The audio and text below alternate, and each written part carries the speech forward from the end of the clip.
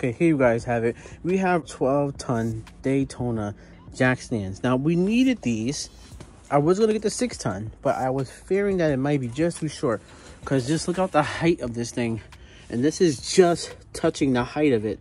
So this should be perfect, putting it back here. And plus, it has these massive heads here. So I can get rid of those jack stands and get the body supported by this side here.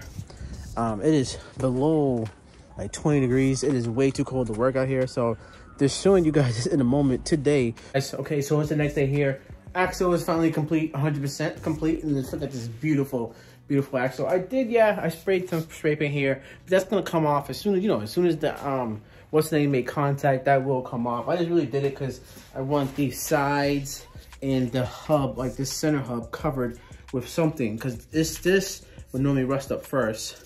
And then it will rust up in here. But I just kind of wanted, just for the aesthetic. I know, yeah, it doesn't not good to have it there, but the rear side, again, is still raw. But it's gonna burn off anyway, so I don't care. But as you guys noticed, there's not a brake caliper on this side, but not a brake caliper on this side, because I was waiting to get my brakes in. See, when I ordered the first pair, only one showed up, but the other one didn't show, so I had to contact them and get the second one coming. I had an option to just send that one back and then they would send this one, but I said, you know what, since they're only like 150 bucks, I said, let me just buy another one and I'll just have a spare for whenever, or I might just sell the spare. This one came with hardware. It came with a banjo bolt, it came with the new retaining and the crush washers. The other one, this one, for some reason, it didn't come with anything. So guys, welcome back. It's the next day here, and you can see no axle. The reason why, our beautiful axle underneath the Jeep here, and it is looking sick. This is just sitting here for now. I was kind of telling everybody, I did post a video on social media. If you guys follow me on social media, I posted a video and it's talking about what I'm gonna do here. I'm gonna do some bump stocks here. Basically, we're just going to get this cut and like measure down 3 inches, get this cut, and we're going to be installing some King bump stocks. But let me show you what just came in today.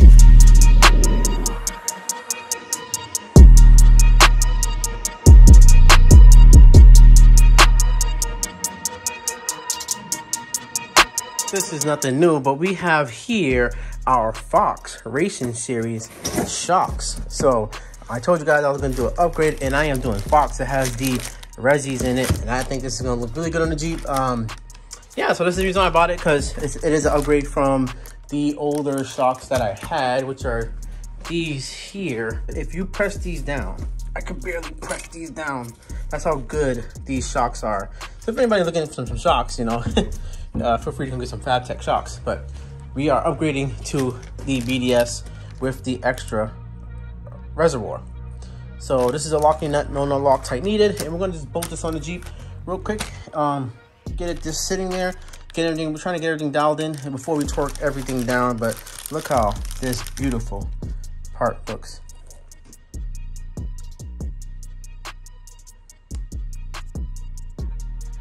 I had on my Ram and they still look 100% brand new. They still look immaculate. No rust. There's no rust because they're aluminum. Aluminum don't rust. Supposedly. It just oxidizes. Really quick pro tip. Make sure you put this on, tighten this on before you put it in the Jeep. Because if you don't, you have to take it back out and yeah, and do that. Or you have to try to do it while it's in there, and that's kind of tough. So do that before. So that's how it looks on the Jeep, and I believe, to zoom that out, that looks absolutely amazing. I like the way it looks. It looks pretty good. Everything looks nice and shiny. But yeah, so I can't wait to get, this is not gonna, rust is not gonna be here. Like I said, we're doing the bump stocks here. And I don't know if you guys noticed, but look how much, let me see if I can get that. Look how much lower that is. See the back, it's like way up. It's like, it's definitely a lot taller in the rear now that I did that. So, but yeah, so look, we got something right here, guys. So I'm gonna show you real quick. We have our bump stops. So here is our bump stops. These are the bottom pucks, but luckily I have the TeraFlex axle. This TeraFlex bolt, these bolts go right into the axle, the same company. They go exactly with this thread that goes in here, and that is perfect for what we need to do. Here are the bump stops here. Wow, these are nice. And you won't be able to compress these. It takes a good amount of force. Even I can't even press these down because it needs the force of the vehicle. That's gonna look clean in there. Can't wait to get this installed and get the second one in. So the first thing we gotta do, we're going to just, of course, drop this down so we can get the spring out and have access to all of that goodness there. We're using the bolts. I don't think we need that nut because it's threaded on the inside. And there's a nut on the inside. See that right there? See that right there? Yeah. So it's threaded on the inside, it's not on the inside, so I don't need the nuts.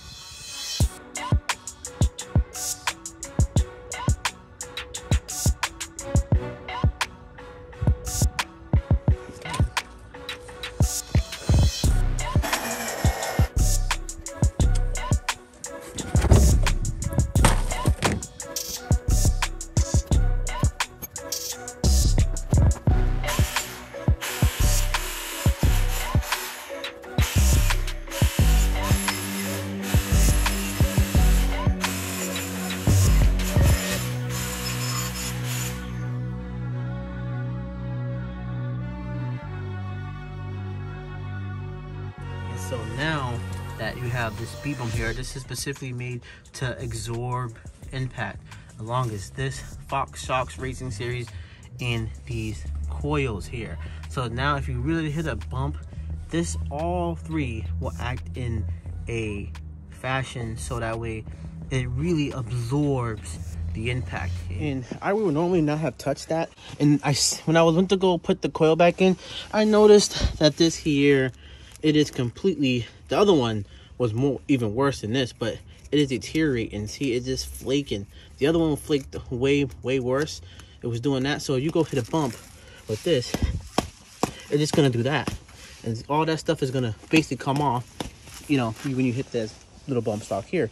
But that is definitely a better upgrade. All right, you guys, so it's the next day here, and here we have it. We have our anti-sway bar for the Jeep Wrangler. I told you it was going all in with the Jeep. And as you can see here, the shop is looking absolutely different because we have been doing so much. Even we got shop lights, 1, 2. These are the ones that can connect to each other.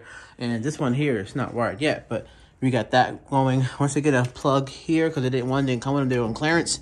Since it was on clearance, of course, it's missing parts, but once I get a thing here, we can run it here. So we have all our battery station here and everything is coming together. We got this here because I got tired of running back and forth. So now I could just bring this whole thing with me. And yeah, so I could bring this whole thing with me, get different socket sizes and stuff instead of having to run back and forth all the time. And you see what we have here. The bottom one, I believe, is just storage. It is strong, guys. But yeah, up here you have these like cool little ratchets and stuff like that just fits right into place. And yeah, it's gonna be very handy when we need it. But getting back to the anti-sway bar, we're going to put this on the Jeep. Let's crack this open.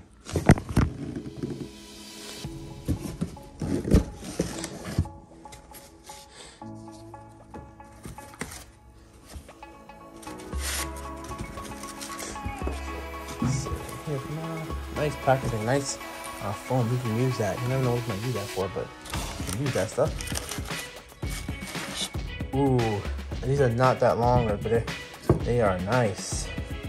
Nice little decal there. Depending on what I have up there now, that's all rusty. We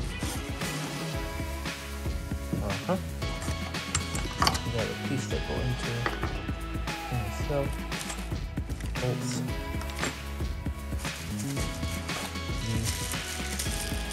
Here.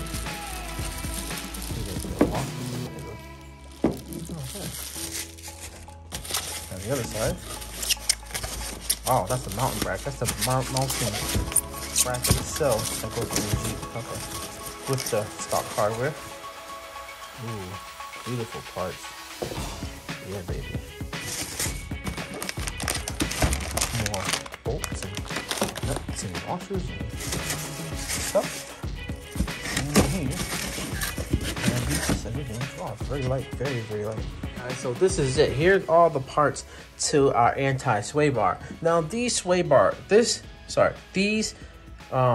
sway bar links, I'm not going to use. These are the ball joint style, which will give you more articulation off-road, which I am aware. That's why they call it, you know, this sway bar is designed to give you an extreme amount of flex without having to disconnect your sway bar. And these ball joints will contribute to that. But as you guys know, I already bought the blue sway bar. We're going to use those for now. I might use these later, or I just might sell these because I don't plan on taking my Jeep off-road. But I might.